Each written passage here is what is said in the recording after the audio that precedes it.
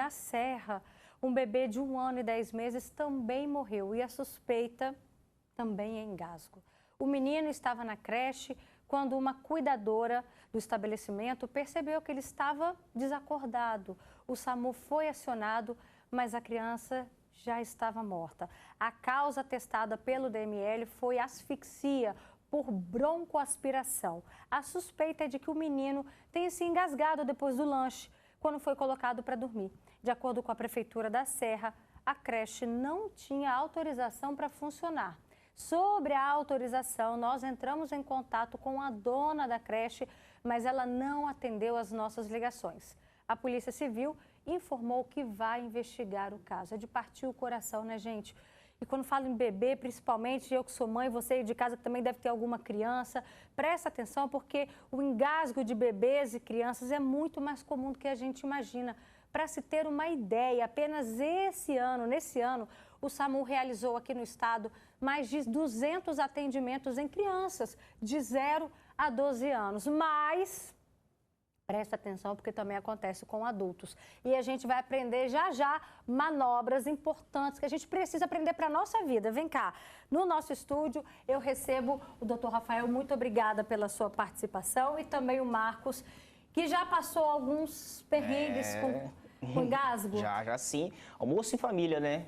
Aquele almoço em família, a galera lá almoçando, peguei o churrasquinho lá, almocei, comecei a comer rápido, né?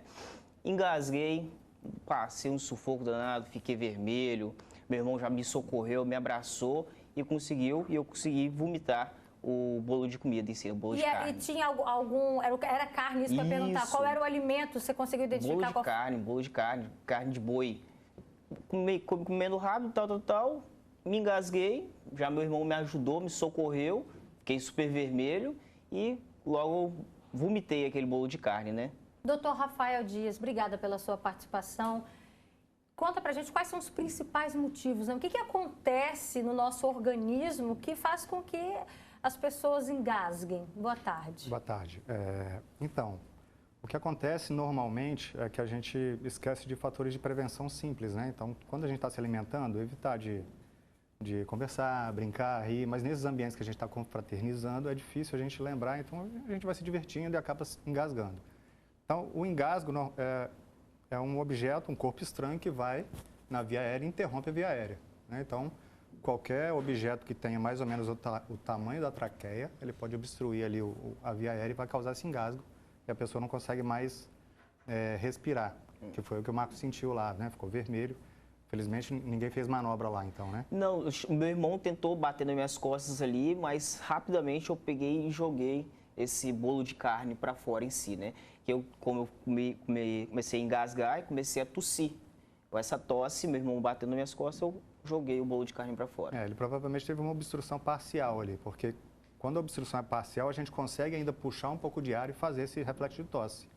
Mas se for uma obstrução total e você não tiver ar, né, de resíduo respiratório para você conseguir fazer pressão, expelir esse objeto, ele não conseguiria, ele precisaria de manobra, né? Ele nem chegou a ficar roxo, então provavelmente ele foi uma obstrução parcial, não foi total. Graças a Deus. Isso aí. Mas teve uma pessoa que passou um perrengue, várias vezes. A gente vai conversar agora com a Rosa Maioli.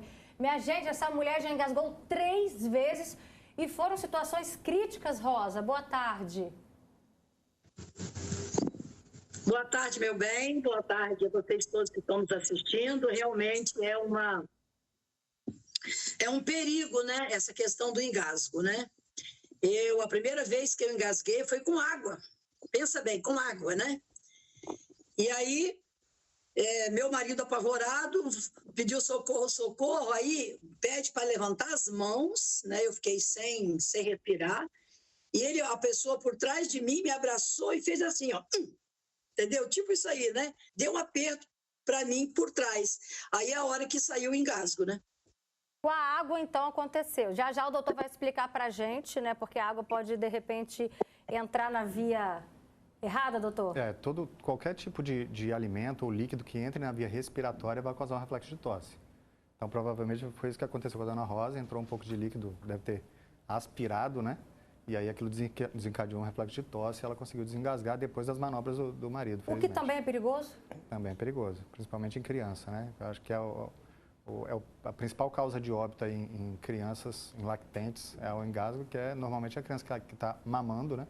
Então é obstrução por líquido, né? Engasgo por líquido. Estou vendo que o Marcos quer falar E aqui. beber água, pode, doutor? Beber água? Tipo, tô Então, engasgando, quis beber uma água ali para dar... A ideia é que não coloque mais nada para dentro, Nada, a ideia né? é tirar o que está obstruindo, né? Então, se você tentar ingerir, né, líquido ou farinha, né? O pessoal vai, um pedaço de pão... Porque acostumadamente a só galera vai- querer jogar para dentro, né? Tá engasgando, jogar esse trem para só vai dentro. atrapalhar. Quando você está embuchado, né, que o pessoal fala assim, que é uma impactação de alimento na via digestiva, é diferente. Você está respirando, você fala, tô com um incômodo aqui, mas está respirando. É outra coisa, mas obstrução de via aérea, você não vai conseguir tirar com outra coisa. Você tem que tentar tirar o que está lá dentro para fora. Vamos voltar a falar com a Rosa, porque a história dela não parou por aí, não. Conta um outro episódio pra gente, Rosa. O outro episódio foi um pouquinho pior. Você sabe que todo farofeiro gosta de levar um petisco para a praia, né? Aí levamos amendoim lá em Iriri e do nada eu engasguei com aquele carocinho de amendoim, mas não é aquele amendoim descascado, não. Aquele que tem colorido, tem verde, tem vermelho, não tem? Estávamos só em colegas, estava só em meninas, não tinha homem nenhum. Foi uma luta. As meninas gritaram para o dono do bar. O dono do bar veio, mas acho que ele ficou com medo, né? Aí levantei a mão e eu falei assim, me aperta. Eu falei com a menina, aperta, que meu marido fez isso. Aí apertou, mas esse dia foi muito difícil eu voltar ao normal, né? Você perde o ar e fica muito difícil mesmo, né? Aí tentaram me dar água, né? Eu nem sabia, né, que não pode beber água, né? Mas não foi possível mesmo. E uma outra vez, coitado, o meu marido foi sozinho na minha casa com coco. Eu adoro coco, eu como muito coco seco, né? Ah, menina, aquilo ficou difícil, aí ele já tinha né, presenciado, ele fez comigo, levantou a mão, me apertou por trás e saiu o engasgo, mas é um momento muito difícil de uma situação de saúde de uma pessoa quando engasga. E eu tenho facilidade de engasgar. Deixa eu trazer essa questão aqui para o doutor, se existe isso mesmo, se existem pessoas que têm mais facilidade para ter engasgo? Por que do engasgo? Mas são pessoas que têm uma dificuldade de deglutição ou pessoas que não têm uma mastigação muito boa, né? Todos têm uma série de fatores que pode propiciar para favorecer mais engasgo. Normalmente o idoso ou o paciente que já tem uma doença demencial já avançando, ele vai perdendo capacidade de deglutir, vai perdendo reflexo de tosse, reflexo de vômito e ele acaba engasgando. Quem tem refluxo, doutor, tem mais facilidade também de engasgo? O refluxo ele causa um reflexo de tosse, porque o ácido do estômago ele pega ali no iniciozinho ele reflui um pouco, irrita a via aérea também, e isso vai causando mais tosse e a tosse pode favorecer o engasgo. Perfeito. Olha só, a Rosa foi salva aí graças a essa manobra que o marido dela sabia fazer, soube fazer na hora.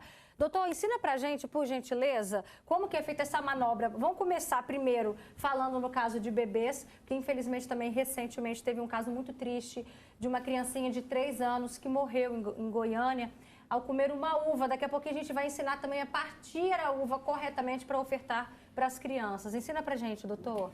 Então, as crianças lactentes, né, as crianças menorzinhas, se vocês perceberem, né, que ela está engasgando, né, tá ficando roxa, mas ainda tem algum tipo de reação, a gente tem que colocar ela um pouquinho assim, com encefalodeclive que fala, né, a cabeça um pouquinho para baixo, que a gravidade vai ajudar. Sentado é uma posição legal, que você tem uma segurança para apoiar na perna aqui, o braço por baixo e a mão aqui segurando a cabeça para ela não dobrar e nem hiperestender. Então ela vai ficar numa posição neutra, talvez um pouquinho estendida, mas não deixar ela dobrar, porque senão você não consegue desengasgar. Então nessa posição, vai fazer 5 batidinhas aqui com essa parte da mão, essa parte aqui, nesse sentido, ó, para baixo e para cima, no sentido da cabeça. 3, 4, 5. Virou, pode virar para o outro braço ou para o mesmo braço. Virou, observa, se ela não voltou, 5 compressões aqui no meio do tórax, bem entre os dois mamilos, um pouquinho mais para baixo, mas no meio. 3, 4, 5. Não voltou? Volta para cá, para essa posição. 1, 2, 3, 4, 5. Isso vai sendo feito até você conseguir, até ela chorar, né? Ela mostrar, dar sinais aí de que ela desengasgou, então ela vai parar de ficar roxa, vai chorar, vai perceber que entrou ar nessa via aérea. Ou ela evoluir aí com uma piora, uma perda de consciência total, e ela certamente vai evoluir com parada cardiorrespiratória por falta de oxigênio, por causa de uma obstrução. O ideal é acionar o SAMU, levar assim, imediatamente para o hospital. Qual é a ideia? Se você estiver sozinho, você não vai conseguir fazer as duas coisas. Né? Talvez você pode até ligar para um SAMU, né, 192, deixar no viva voz enquanto você faz a manobra. O mais importante é a manobra. Se você tiver com mais alguém, é importante acionar o SAMU, porque se essa criança não desengasga, ela vai evoluir para a parada cardiorrespiratória, enquanto isso o SAMU já foi acionado e está vindo. Porque essas manobras de reversão de parada cardiorrespiratória, o suporte avançado do SAMU vai ter condições de reverter. Perfeito. Tem um tempo adequado para correr atrás? Assim? Pouquíssimo tempo. Por isso que quando o SAMU chega, no caso dessa criança que engasgou, já estava em óbito. A gente tem aquele cálculo que a gente costuma dizer assim, a cada minuto de parada cardiorrespiratória, 10% a menos de chance de vida. Então, teoricamente, 10 minutos já teria esgotado todas as chances. Mas a ideia é desengasgar fazendo manobra, enquanto isso o SAMU está vindo. Normalmente, as manobras de desengasgo são eficazes, elas funcionam E para caso de adultos, então, vou pedir aqui para abrir a tela para a gente. Posso aproveitar sua presença aqui, Sim, Marcos? com certeza, vamos Doutor lá. Rafael, ensina a gente aprende tanto, ensina tanto, fala a respeito de bebês e crianças em adulto. Aonde que a gente deve posicionar a mão? O Marcos está aqui para isso. Estava lá no meu almoço. Pode ser aqui mesmo? Pode. Pode. Então, olha só, a gente vai posicionar uma perna aqui entre as pernas dele, tentar explicar para ele na medida do possível. Eu vou tentar te ajudar, vou fazer uma manobra aqui, para ele não, né, para ele entender o que está acontecendo. Posicionar a perna no meio das pernas dele. Aqui a gente tem um cálculo aqui, né? Coloca o dedinho no umbigo e roda a mão para cima. E aqui o polegar vai ficar aqui exatamente no diafragma, que é onde tem o músculo que faz o movimento respiratório. A ideia é jogar esse músculo para cima, para fazer uma pressão no tórax, fazer o ar expelir esse objeto que está engasgando aqui. Então, mas para facilitar, né? Polegar aqui mais ou menos na boca do estômago, né? Que o pessoal fala. A outra mão por aqui e vai fazer o movimento de J, para trás e para cima, apoiando na perna, para trás e para cima. Por que a gente apoia na perna? Porque se ele evoluir com piora e perda de consciência, a gente segura ele. Né? Ele está seguro aqui. Então, ó, 1, 2, 3, 4, 5. E ver se ele responde. Se não responder, continua até fazer. Se ele evoluir para perda de consciência, aí é colocar ele numa superfície rígida, no chão, né? Ou em alguma superfície rígida para fazer compressão torácica e começar manobras de ressuscitação cardiopulmonar. Mas normalmente essa manobra funciona. Então o movimento é aqui, ó. Pressionar aqui para trás e para cima, como se fosse um J. Essa é a ideia. Perfeito. Pode ficar à vontade, doutor. Aqui no nosso Facebook tem uma chuva de comentários de engasgo. A Jennifer Lima fala, boa tarde, uma vez eu me engasguei, eu trabalhava no hospital e me engasguei com um pedaço de carne na hora do almoço. Fiquei com vergonha de pedir ajuda, começou a sair comida pelo nariz. Gente, que desespero. Ela falou, correu para o pronto-socorro e sorte que a carne desceu, mas foi um sufoco. Também tem mais comentários. A Marilza fala, recentemente aconteceu isso com ela. Tentou beber água, cuidado, o doutor falou para não colocar mais nada para dentro. E ela falou que o pior é que enfiou o dedo na garganta e puxou, mas quase morreu. Tem gente que tenta, doutor, enfiar o dedo lá na garganta. Isso prejudica? Isso é um problema porque se ela não conseguir pescar esse objeto, né, ela pode empurrar ele mais para dentro e piorar a obstrução. De repente, numa obstrução parcial, ela vai tentar ajudar e piora. Então, não é o adequado tentar puxar com o dedo, não. Que desespero. A Gibian Neto fala que o bebê dela engasgou com leite materno, tinha 2 meses, ficou roxo com os olhinhos arregalados, ficou a muito custo sem saber o que fazer, né? Então, imagina o desespero da mãe. Então, para a gente finalizar esse assunto, doutor, eu queria que você ensinasse, no caso das crianças, a cortar a uva corretamente para a gente ofertar a eles. Por favor, ensina para a gente. Então, a primeira coisa é lembrar da orientação dos pediatras, né? Do prosseguimento da nutrição da criança, né? Então, frutinhas amassadas, né? Seguir a alimentação direito. Quando for introduzir a alimentação, começar com a alimentação com frutas amassadas, depois pastosas, enfim, depois a alimentação dos pais. No caso da uva, para a gente evitar que isso aconteça, primeira coisa, uva... sem caroço, né? Se tiver caroço, tem que tirar, de preferência uva sem caroço. Quando for cortar, tem que cortar ela na longitudinal, né? Não cortar assim, corta na longitudinal. Então dá para a gente fazer aqui Tira o garfo pra gente, É doutor, aquela por ali? gentileza. Isso, Ah, obrigada. tá, aquela ali. Corta na longitudinal. Se tiver carocinho que tira, pode cortar de novo aqui. Mas a ideia é deixar ela assim na longitudinal. Agora explica para o pessoal de casa por que na longitudinal, no sentido, então, vertical. Porque aqui favorece o deslizar, né, do alimento para a via digestiva e dificulta mais que ele vá para a via respiratória. Mas lembrando, né, se for uma criança muito pequena, evitar de dar alimentos sólidos, né, assim, porque é um risco de engasgo ainda. E tem a farinha aqui também, tá pegando lá? Mostra a farinha para a gente finalizar aí, o o pessoal assunto. costuma colocar, dá um pouco de farinha, dá um pedaço de pão. Posso estragar isso aqui? Pode? Se a gente jogar, não sei se eu vou fazer bagunça aqui, mas se a gente jogar água aqui, isso aqui vai virar uma maçaroca, né?